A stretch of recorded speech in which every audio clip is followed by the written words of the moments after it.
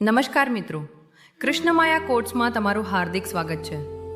હું તમને એક સવાલ પૂછવા માંગુ છું.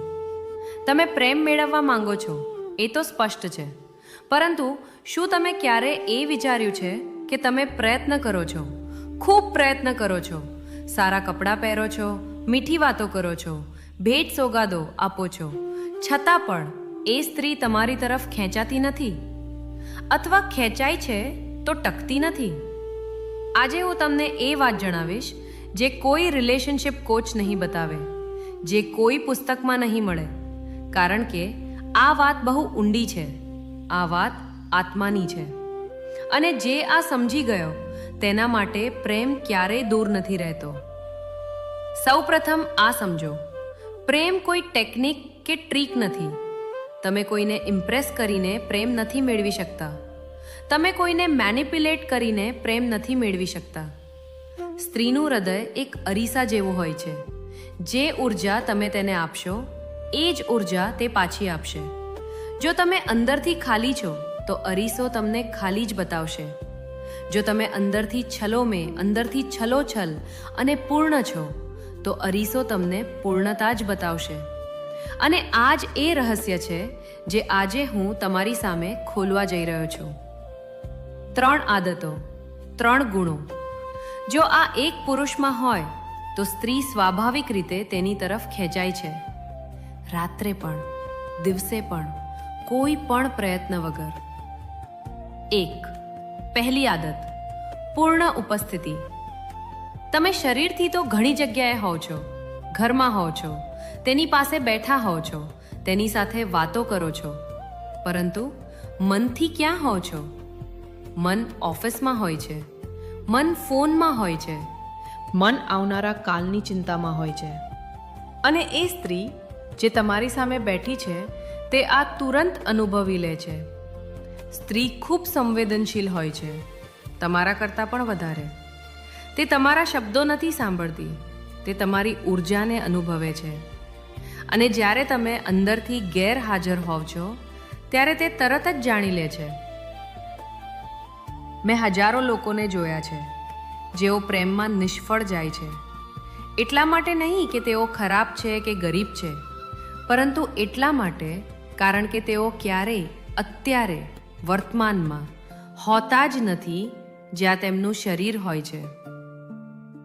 આ બહુ મોટી ત્રાજડી છે. આખી જિંદગી વીતી જાય છે અને તમે ક્યારેય અત્યારે નથી હોતા, હંમેશા કાલમાં જ જીવો છો. તો શું કરવું? જ્યારે તે તમારી સાથે વાત કરે ત્યારે ફોન બાજુ પર મૂકી દો, સાચે જ મૂકી દો. તેની આંખોમાં જુઓ, ગભરાટથી નહીં, પ્રેમથી. તેની વાતો સાંભળો, જવાબ આપવા માટે નહીં, તેને સમજવા માટે.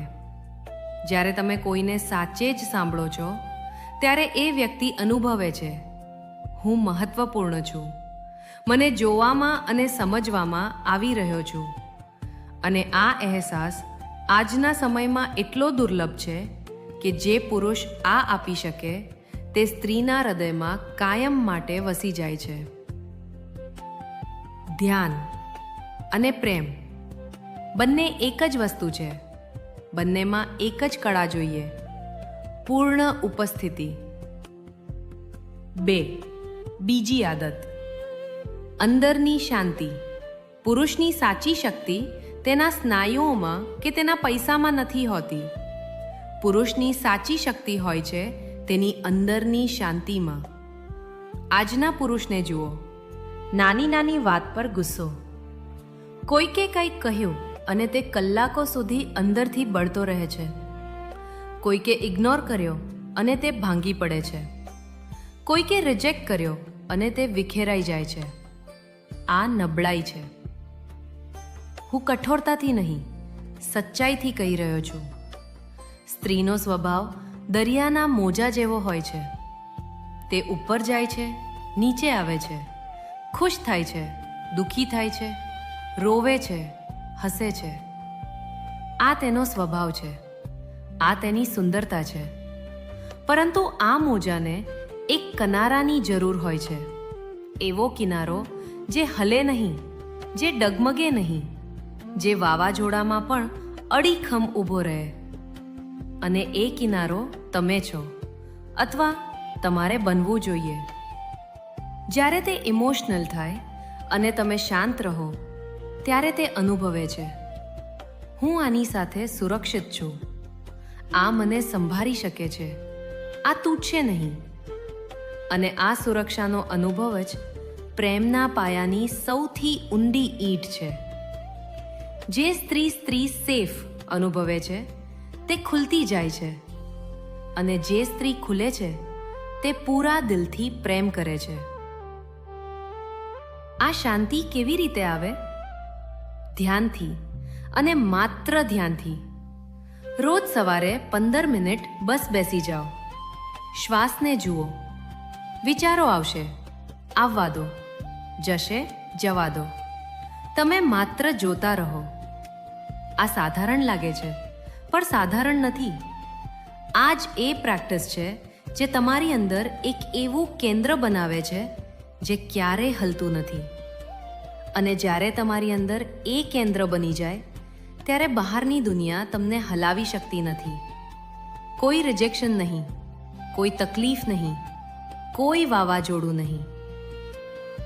એક બીજી વાત, રિએક્શન અને રિસ્પોન્સ વચ્ચેનો ફરક સમજો. રિએક્શન અંધ હોય છે. કોઈ કંઈક બોલ્યું અને તમે વિચાર્યા વગર તરત જવાબ આપી દીધો. રિસ્પોન્સ સચેત હોય છે. કોઈ કંઈક બોલ્યું, તમે એક ક્ષણ રોકાયા, અંદર જોયું અને પછી જવાબ આપ્યો. આ એક ક્ષણનું રોકાવું જ તમને એક સામાન્ય પુરુષમાંથી અસાધારણ બનાવે છે. 3. ત્રીજી આદત, સ્વયંથી પ્રેમ. આ સૌથી અણધારી વાત છે. આ સાંભળીને કદાચ તમે ચોંકી જશો. ત્રીજી આદત છે પોતાના પ્રત્યે પ્રેમ. મેં હજારો પુરુષોને જોયા છે જેઓ કોઈ સ્ત્રીના પ્રેમ માટે ભીખ માંગે છે. તેઓ કહે છે, મને પ્રેમ કર, મને છોડીને ના જા. અને જેટલું તેઓ આ કહે છે તેટલી જ એ સ્ત્રી દૂર થતી જાય છે. શા માટે? કારણ કે લાચારી અને અધીરાઈ આકર્ષણને ખતમ કરી દે છે. જ્યારે તમે કોઈના પ્રેમ પર નિર્ભર હો, જ્યારે તમારી ખુશી કોઈ બીજાના હાથમાં હોય, જ્યારે તમે ત્યારે જ ઠીક હો જ્યારે તે તમને ઠીક કહે, ત્યારે તમે એક બોજ બની જાઓ છો. અને કોઈ બોજ ઉચકવા નથી માંગતું, ભલે તે ગમે તેટલો પ્રેમ કરતું હોય. જે વ્યક્તિ સ્વયંથી પ્રેમ નથી કરતો તે બીજાને પણ સાચો પ્રેમ નથી કરી શકતો. આ બહુ ઊંડી વાત છે, અને સમજો, સ્વયંથી પ્રેમનો અર્થ અહંકાર કે ઘમંડ નથી.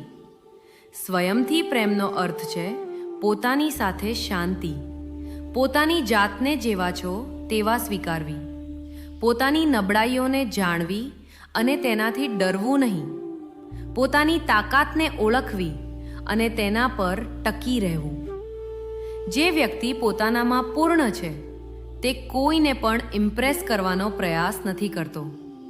અને આ જ તેનું સૌથી મોટું આકર્ષણ છે.